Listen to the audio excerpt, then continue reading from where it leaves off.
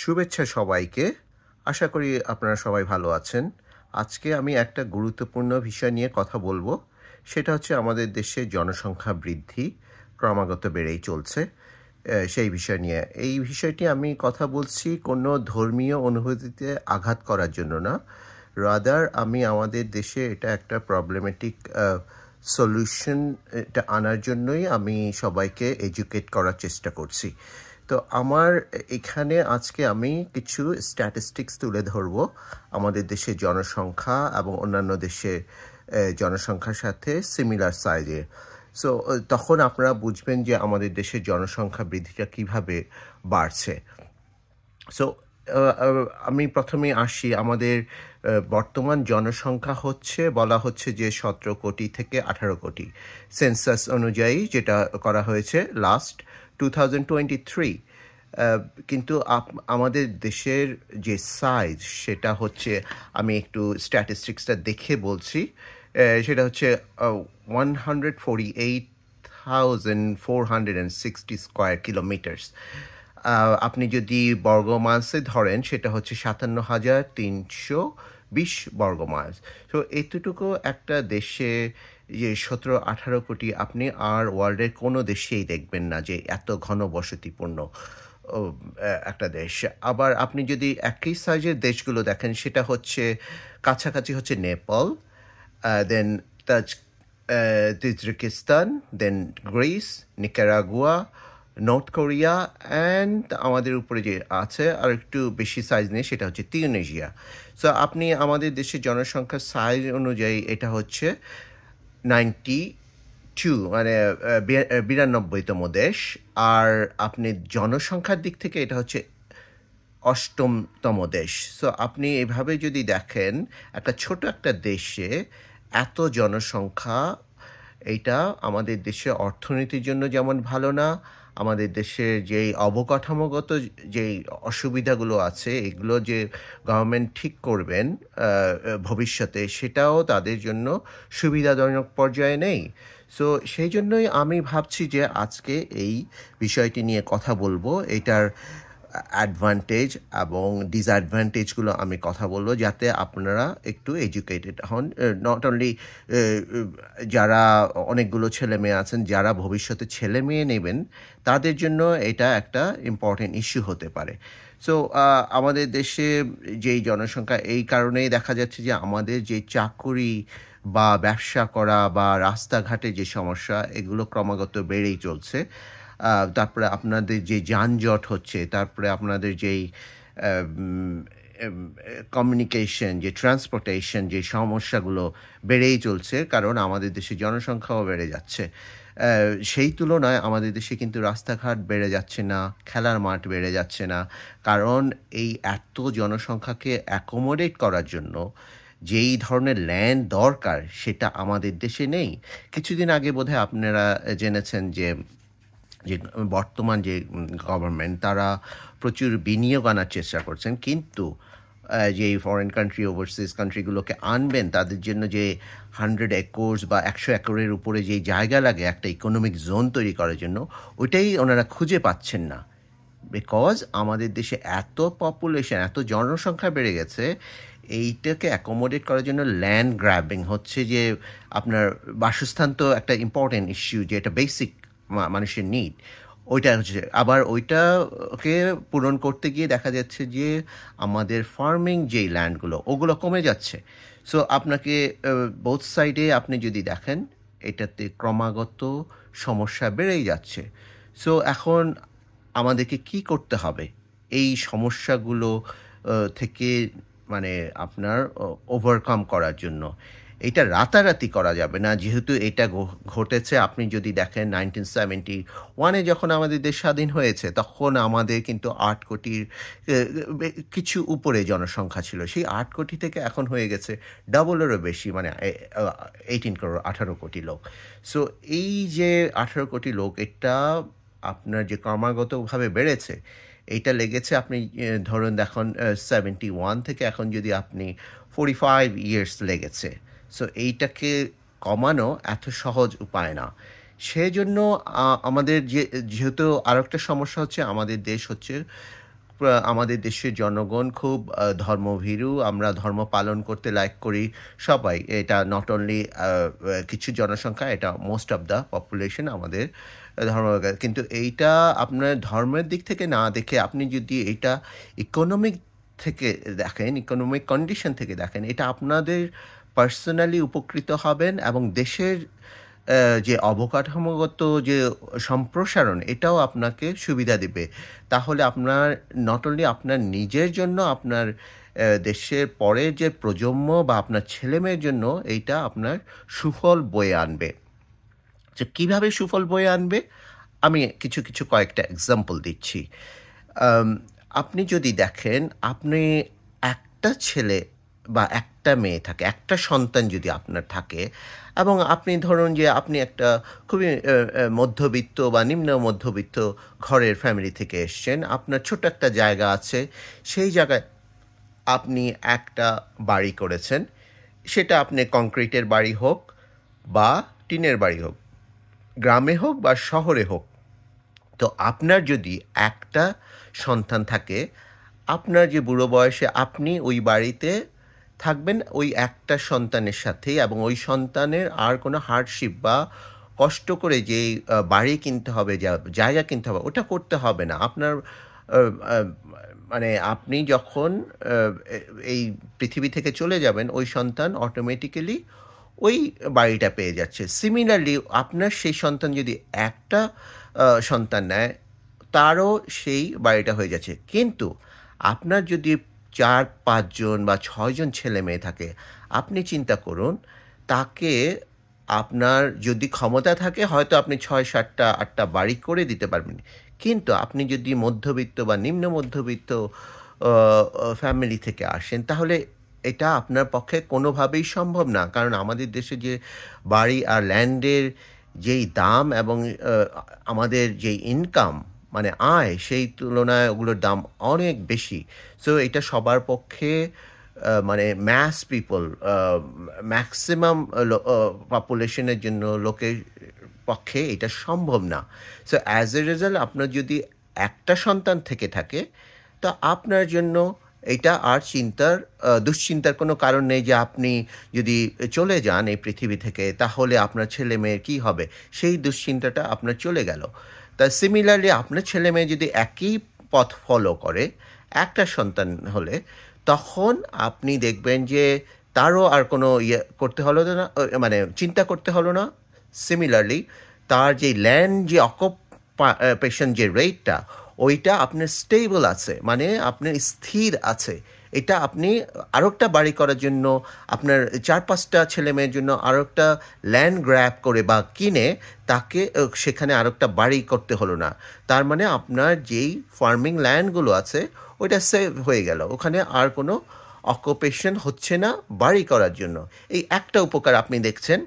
আরও একটা উপকার বলি, আপনি যদি এখনকার যে এডুকেশন সিস্টেম আসছে, যে এখানে খুবই এক্সপেন্সিভ, মানে এই ইকোনমিক কন্ডিশনে, ক্রাইসিসে, আমাদের দেশে বলেন বা হোল ওয়ার্ল্ডে বলেন, যেই পৃথিবীতে মানে সমগ্র পৃথিবীতে যেই ক্রাইসিস চলছে, অর্থনৈতিক ক্রাইসিস, এই ক্রাইসিসে যেটা প্রথমে আসে যে আমাদের কোয়ালিটি এডুকেশন, যেটা আমাদের দেশে বর্তমানে নেই। তারপরেও যদি আপনার যেই এডুকেশন সিস্টেমটা আছে, সেটা যদি আপনি সরকারি এডুকেশন প্রতিষ্ঠান থেকে নেন বা বেসরকারি প্রতিষ্ঠান থেকে নেন, প্রাইভেটলি নেন, এক্সপেন্সিভ অনেক, মানে একটা উচ্চশিক্ষায় শিক্ষিত করতে একটা সন্তানকে অনেক বেশি আপনাকে সময় এবং টাকা স্পেন্ড করতে হবে। কিন্তু আপনার যদি একটা সন্তান থাকে, আপনি ফুল আপনার যেই সময় এবং চেষ্টা ওই একজনের উপরে যেভাবে আপনি স্পেন্ড করতে পারবেন, সেটা আপনার যদি 4-5 জন বা 2-3 জনও থাকে, আপনার জন্য এটা খুবই কষ্টকর হবে যদি আপনি অর্থনৈতিকভাবে খুব বেশি সক্ষম না হয়ে থাকেন। আমি আবারও এটা বলছি যে অর্থনৈতিকভাবে সক্ষম একটা ব্যাপার না। আপনি যদি ইভেন প্রচুর ধন সম্পদের মালিক বা অর্থের মালিক হন, তারপরও আমি বলবো আপনি এটাকে এক্সাম্পল ক্রিয়েট করার জন্য, অন্যদের জন্য এবং আমাদের দেশের ভালোর জন্য, নিজের ভালোর জন্য, আপনি একটা সন্তানে যদি ফোকাস থাকেন, আপনি সেই এক্সট্রা অর্থটা গরিবদের জন্য আপনি বিলিয়ে দিতে পারবেন নিজের সন্তানের জন্য রেখে। সো এখানে অর্থনৈতিক ফ্যাক্টরটা খুব জরুরি না। এখানে ফ্যাক্টরটা হচ্ছে আমাদের দেশের যে সাইজ, ল্যান্ডের সাইজ, এইটা অনুযায়ী আমাদের যে জনসংখ্যা এটা অনেক বেশি। সেই ক্ষেত্রে আমাদের দেশটাকে আরও একটু যদি জনসংখ্যা কমানো যায়, গভর্নমেন্টের পক্ষেও এটা সম্ভব অনেক অবকাঠামোগত এবং ইকোনমিক কন্ডিশনগুলো ইমপ্রুভ করার জন্য, প্ল্যানিং করার জন্য, ডিসিশন নেওয়ার জন্য তাদের জন্য এটা অনেক ইজিয়ার হবে এবং আপনার ছেলে মেয়ে, আপনার জন্য এবং পরের ভবিষ্যৎ প্রজন্মের জন্য এটা অনেক সুবিধা হবে। রিজন, আপনার যত লোক বাড়বে তত রোড চওড়া করতে হবে, তারপরে মাঠ চলে যাবে, বাচ্চারা খেলতে পারবে না, আপনি কোনো পার্ক পাবেন না, আপনি কোথাও হাঁটার জায়গা পাবেন না। সো এগুলো খুব প্রবলেম ক্রিয়েট করে, যেটা আমরা সবসময় ফেস করে আসছি আমাদের দেশে। আর এখন তো আরও বেশি আমরা ফেস করছি, যেখানেই যাচ্ছি কোথাও মাঠ নেই, ছেলেমেয়েরা বাসায় বসে তাদের হয়তো দেখা যাচ্ছে একটা মানসিক প্রবলেমও তৈরি হচ্ছে। আপনি হয়তো এটা বুঝতে পারছেন না, কিন্তু দেখা যাচ্ছে যে তারা সারাদিন একটা ফোন নিয়ে বসে থাকে, কারণ তাদের কোথাও যাওয়ার জায়গা নেই, মাঠে খেলবে সেটা জায়গা নেই। তারপরে আপনি যদি কোথাও হাঁটতে যাবে, কোথাও জায়গা নেই, পার্কে যাবে, কোথাও জায়গা নেই। তরুণ তরুণীরা যে প্রেম করবেন, যারা করতে চান তরুণ তরুণী, তাদেরও কোথাও জায়গায় গিয়ে রিফ্রেশমেন্ট বা কোথাও বসে কথা বলার জায়গা নেই। দু একটা জায়গায় আপনি এক্সাম্পল দিতে পারেন, যে হয়তো গুলশান বা বনানী বা কিছু আরও জায়গায়, উত্তরায় দু একটা পার্ক আমরা দেখে থাকি, বা আপনার যেই আরও কিছু সিটিতে আমরা দেখতে পারি। কিন্তু আপনি দু একটা এক্সাম্পল না দিয়ে আমি যদি সমগ্র দেশের কথা চিন্তা করি এবং 18 কোটি জনসংখ্যার কথা চিন্তা করি, তাহলে সেই তুলনায় আমাদের এই ধরনের কোনো রিক্রিয়েশন বা এগুলো অ্যাকোমোডেট করার মতো কোনো ফ্যাসিলিটিস গড়ে উঠেনি। One of the reason could be, মানে এটার একটা মেইন রিজন হতে পারে যে আমাদের জনসংখ্যা বৃদ্ধি। কারণ আমরা যখন ছোটোকালে দেখেছি আমাদের আশেপাশে অনেক মাঠ ছিল, আমরা খেলতে পারতাম। সেই সময়ে জনসংখ্যা হয়তো আমি যতদূর আমার মনে পড়ে, আমার যে জ্ঞান যখন বৃদ্ধি পাচ্ছিল তখন আমি জানতাম যে ওটা 9 কোটি ছিল। সো সেই কারণে আমাদের অনেক মাঠ, আমরা কখনো খুব একটা ট্রাফিক জ্যাম রাস্তায় দেখিনি। আর মাঠের কোনো প্রবলেম ছিল না, প্রতিটা স্কুল, প্রতিটা জায়গায়, প্রতিটা এরিয়াতে বিশাল মাঠ ছিল। সেগুলো এখন অকুপাইড হয়ে গেছে মানুষকে অ্যাকোমোডেট করার জন্য, তাদের বাড়িতে থাকার জন্য। সো আপনি যদি এই সমস্যাগুলো চিন্তা করেন, তাহলে আমি সবাইকে অনুরোধ জানাবো যে একটা সন্তান করে আমাদের যদি নেই, তাহলে আমাদের ক্রমাগত এটা বৃদ্ধি না হয়ে এটা স্থির থাকবে, না হয় গ্র্যাজুয়ালি, মানে ধীরে ধীরে এটা কমে যেতে থাকবে। এবং এটা আমাদের দেশে নট অনলি নিজের পার্সোনাল সুবিধার জন্য, এটা ইকোনমিক কন্ডিশন ইমপ্রুভ করার জন্য, অবকাঠামোগত মানে ইনফ্রাস্ট্রাকচার তৈরি করার জন্য, বিনিয়োগ আনার জন্য এইটা খুব সহায়তা করবে আমাদের দেশের জনগণকে এবং আমাদের সবাইকে। তারপরে আপনি যদি আরও একটা বিষয় চিন্তা করেন, অ্যাপার্ট ফ্রম আপনার বাসায় থাকা বা এডুকেশন, আপনি যদি ফুডের প্রাইসও দেখেন, এখনকার যে ফুড প্রাইস, যেটা খাদ্যদ্রব্যের প্রতিটা প্রাইসে যে মানে দাম বেড়ে যাচ্ছে, আপনার যদি বেশি ছেলে মেয়ে থাকে, এই সবার জন্য চাল কেনা, ডাল কেনা বা অন্যান্য খাদ্য, ফ্রুটস কেনা, এটা অনেক সময় সব ফ্যামিলির জন্য অ্যাফোর্ডেবল না, মানে এটা সক্ষম হয় না। সো বাট আপনি যদি একজন সন্তান থাকে, আপনি দেখেন ওকে কিন্তু আপনি দুধ খাওয়াতে পারবেন, ডিম খাওয়াতে পারবেন, ফ্রুটস খাওয়াতে পারবেন দামি দামি, আর অন্যান্য খাওয়াতে পারবেন। ইভেন তাদেরকে আপনি কোথাও রেস্টুরেন্টে নিয়ে গিয়েও ফ্যামিলি বা ফ্রেন্ড মিলেও আপনার খাওয়াতে পারবেন, যেহেতু আপনার সন্তান একজন থাকাতে এটা অ্যাফোর্ডেবিলিটিটা অনেক বেড়ে যাচ্ছে। এইটা ছাড়াও শিক্ষা বা বাসস্থান বা ফুড ছাড়া আপনি যদি দেখেন, যখন মানুষ দেশে কম থাকবে, সেখানে খেলাধুলার পরিবেশটা ভালো থাকবে, অনেক পার্ক থাকবে, আপনি তখন সেই পার্কগুলোতে যেতে পারবেন। যে আপনি যেহেতু লোক সংখ্যা কম, আহ, এটা আপনার তৈরি করতে এই ধরনের মানে রিক্রিয়েশনাল প্লেস বা আপনার যে আনন্দ করার যেই জায়গাগুলো এগুলো আরও বেশি করে গভর্নমেন্ট তৈরি করতে পারবে যখন জায়গা অ্যাভেলেবল থাকবে। আর আপনার লোকসংখ্যা কম থাকলে আপনার যেতেও ভালো লাগবে যে জায়গাগুলো সব পরিষ্কার থাকবে। এটা একটা আরও একটা ইম্পর্টেন্ট ইস্যু যে আমাদের দেশে জনসংখ্যা বৃদ্ধির কারণে আমাদের দেশ দেখেন প্রচণ্ড আমরা নিজেদের কে বাসায় এভরিডে আমরা গোসল নেই, হ্যাঁ, শাওয়ার নেই, তো সেখানে আমরা নিজেদেরকে পরিষ্কার রাখি, কিন্তু আপনার যখনই বাসার বাইরে যাই আমরা প্রচণ্ড রকমের দুর্গন্ধ থাকে বা ধুলো থাকে বা অনেক ময়লা আমরা রাস্তাঘাটে দেখতে পাই। যখন মানুষ কম থাকবে তখন এই জিনিসগুলো আপনার যে মানে সব জায়গাতে যে একটা ডাস্ট বা ময়লা এগুলো অনেক কিছু কমে যাবে, কারণ মানুষের ইউসেজে লেটস সে আপনি একটা কলা খেয়ে কলার খোসা এইটা যে যদি আপনার 18 কোটি লোক যদি এগুলো ফেলে আপনি যেই ধরনের পরিবেশ তৈরি হবে সেটা অল্প কিছু লোক করলেও যে গভর্নমেন্টের লোকজন আছে পরিষ্কার করা তাদের পক্ষে এটা ইজিয়ার হবে, কিন্তু সবাই এত লোক যখন করবে এটা তাদের পক্ষে পরিষ্কার করা সম্ভব না। সিমিলারলি আপনি যদি দেখেন নট অনলি পরিষ্কার দেশ তো সবাই চায়, আমরা যখন বাইরে আসি আমরা দেখি প্রতিটা দেশ কি পরিষ্কার। আমি দেশে বাইরের অনেকগুলো দেশে অনেক বছর ধরে থেকেছি, ধরেন ইংল্যান্ডে বা আমেরিকা বা কানাডাতে আমি থেকেছি। সব দেশেই আমি দেখেছি লোক সংখ্যা, স্পেশালি কানাডা আমেরিকাতে লোক সংখ্যা কম্পেয়ার টু আমাদের দেশের থেকে খুবই কম, এবং এদের প্রতিটা রাস্তা যেখানে সবচেয়ে গরিব স্টেটগুলোতেও আপনি দেখবেন যে খুবই পরিষ্কার থাকে, বিকজ আপনার এখানকার লোক সংখ্যা কম্পেয়ার টু আমাদের দেশ বা অন্যান্য দেশে খুবই কম। সো আপনি এই দিক থেকেও চিন্তা করলে নট অনলি ইকোনমিক সাইড বা আপনার অবকাঠামোগত, আপনি যদি পরিষ্কার পরিচ্ছন্ন দেশ চান, কম মানুষ থাকলে সেখানে পরিষ্কার দেশে পরিষ্কার পরিচ্ছন্নতা বাড়বে। আবার আপনাকে এইসব ব্যাপারে এডুকেটও করতে হবে নিজের ছেলেমেয়েকে এবং আপনার নিজেকেও।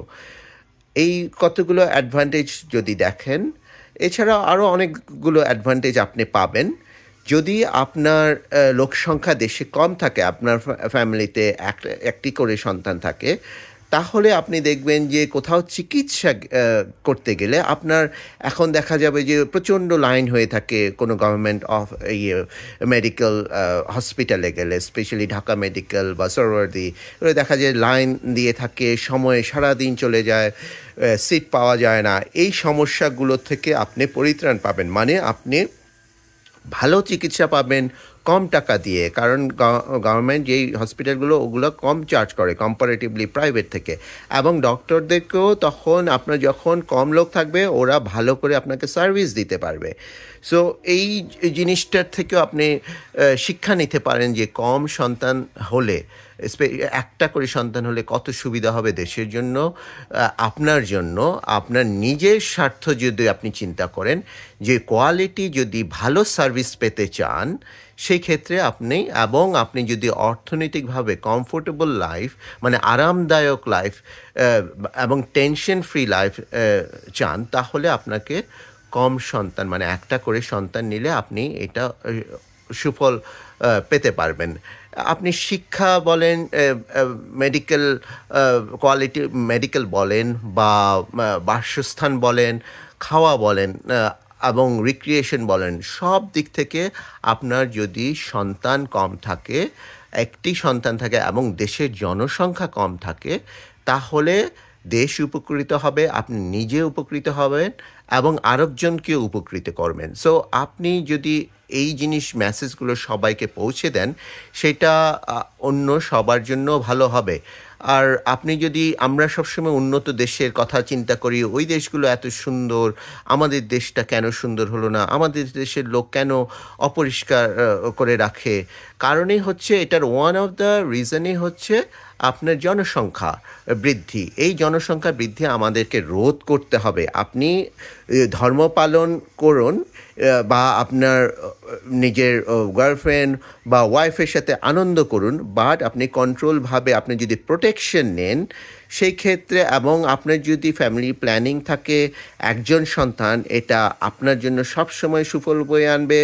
আপনার ওয়াইফের সাথে বা গার্লফ্রেন্ডের সাথে বা আপনার অন্যান্য ফ্যামিলির সাথেও সুসম্পর্ক বৃদ্ধি করবে, কারণ আপনার জীবনটা অনেক আরামদায়ক হয়ে যাবে। আপনার অনেক কিছু চিন্তা করতে হবে না একজনের বেশি সন্তান থাকলে, যে কোন স্কুলে পড়াবেন, কোন কোয়ালিটি স্কুলে পড়াবেন। কম্পিটিশন কমে যাবে। যখন কম্পিটিশনটা কমে যাবে তখন মানুষের মধ্যে যে অস্থিরতা, তারপরে বা যেই আনন্দদায়ক জীবনের থেকে যে একটা মানে নিজেকে দমিয়ে রাখা, এইটা আপনি পরিত্রাণ পাবেন। এছাড়া আপনি যদি কম জনসংখ্যা থাকে, কম্পিটিশন কম থাকবে, এবং আপনি দেখবেন যে এখানে আপনার মানুষের মধ্যেও অনেস্টিটা বাড়তে পারবে, বাড়ার একটা পসিবিলিটি থাকে। রিজন তখন করাপশনটা কমে যাবে। কারণ যখন আপনি দেখবেন যে আপনার একটা সন্তান, আপনি যে বেতন পাচ্ছেন এটা দিয়ে হয়ে যাচ্ছে, আপনার তো এত বেশি কোনো ব্রাইব বা এক্সট্রা ইনকাম করার যে চিন্তা ভাবনা, মানুষকে থেকে ঘুষ নেওয়া বা করাপ্ট মেন্টালিটি তৈরি হওয়া, এইটা আপনি দেখবেন যে অনেক কিছু কমে যাবে। কারণ আমাদের দেশে এত জনসংখ্যা, এত খরচ বেড়ে যাওয়াতে কিন্তু আমাদের যে বেতন পাই বা স্যালারি পাই সেটা আমাদের ওই খরচের সাথে সামঞ্জস্যপূর্ণ না। অ্যাজ এ রেজাল্ট আমাদের ওখানে এক্সট্রা কামাইয়ের জন্য আমরা অনেকেই মানে আন্ডার টেবলে যে টাকাটা নেই, কমিশন নেই, মানে বিভিন্ন কন্ট্রাক্ট থেকে, এই যে প্রবণতাটা অনেক কমে যাবে। এইসব দেশে আমি যখন দেখি এদের যে পিটি ক্রাইমগুলো নেই, আপার লেভেলে কিছু ক্রাইম থাকতে পারে, ওগুলোও খুব কম। কারণ এরা যেই কমফোর্টেবল লাইফ লিড করে ওই যেই বেতন থেকে, এইটা আমাদের দেশে আমরা কল্পনাও করতে পারি না। আমাদের দেশে একটা বাড়ি এবং গাড়ি থাকাকে অনেক কিছু আমরা মনে করে থাকি, বাট এখানে একটা বিশাল হাউস বা গাড়ি থাকা, বিশাল বিশাল কার থাকা, এইটা যে কোনো নর্মাল লোকের পক্ষে অ্যাফোর্ড করা সম্ভব। রিজনই হচ্ছে এইসব দেশে লোকসংখ্যা, ওদের ল্যান্ডের সাইজ অনুযায়ী এবং টোটাল জনসংখ্যা খুবই কম। আপনি আপনি যদি ধরেন আমেরিকার সাথেই, এখানে হচ্ছে 400 কোটি লোক মাত্র, একটা আমাদের দেশের থেকে 40 গুণ বড়। সো প্রতিটা স্টেটে দেখা যাচ্ছে 1 থেকে 2 কোটি লোক, ম্যাক্সিমাম 4 কোটি লোক, যেটা হচ্ছে ক্যালিফোর্নিয়াতে। বাট ওই ক্যালিফোর্নিয়ার সাইজও অনেক বড়। আর আপনি যদি ইংল্যান্ডেও দেখেন, ওটা একটা ছোট দেশ, হয়তো আমাদের দেশের থেকে কিছুটা বড়, কিন্তু ওখানেও আপনার জনসংখ্যা 6 কোটি, মানে 6.5 কোটির মতো লোক, যে মানে আমাদের দেশের জনসংখ্যার থেকে 3 গুণ কম। তারপরে আপনি যদি দেখেন গরিব দেশ নেপাল, ওটারও সাইজ আমাদের সমান, কিন্তু ওদের জনসংখ্যা হচ্ছে 3 কোটি। সো আপনি দেখেন 6 গুণ আমাদের থেকে কম। যার কারণে এসব দেশ গরিব হলেও দেখা যাবে যে ওখানে ক্রাইম বা করাপশন বা আপনার যে শান্তির যে একটা পরিবেশ, এটা থেকেই যায়। সো আপনি যদি ক্রাইম, গুন্ডামি বা করাপশন কমাতে চান, আপনার এই জনসংখ্যা কমও একটা খুবই গুরুত্বপূর্ণ মানে ইস্যু হতে পারে।